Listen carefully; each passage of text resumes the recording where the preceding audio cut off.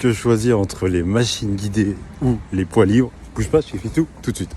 Donc déjà pour commencer, les machines guidées, qu'est-ce que c'est? Ce sont des machines où tu vas pouvoir généralement travailler un seul exercice, ok, par exemple du curl biceps, du leg extension ou tout autre mouvement.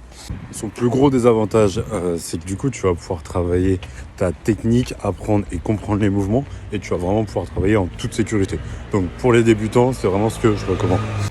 Et après, du coup, les poids libres, ou du moins les charges libres, qu'est-ce que c'est?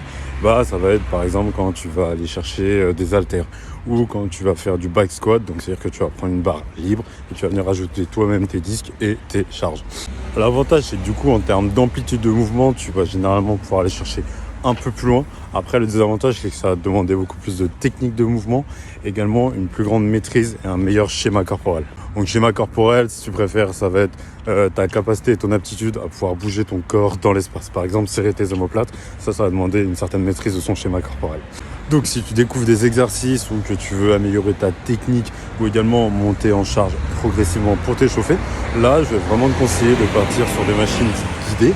Et si c'est pour des exercices que tu maîtrises, par exemple comme le back squat ou autre, ou commencer à réellement chercher des plus gros charges, ça va être beaucoup plus simple avec des machines non guidées, donc des poids libres. Donc si tu veux améliorer tes coachings, améliorer ta technique, atteindre tes objectifs, c'est ici que ça se passe, t'as plus qu'à t'abonner.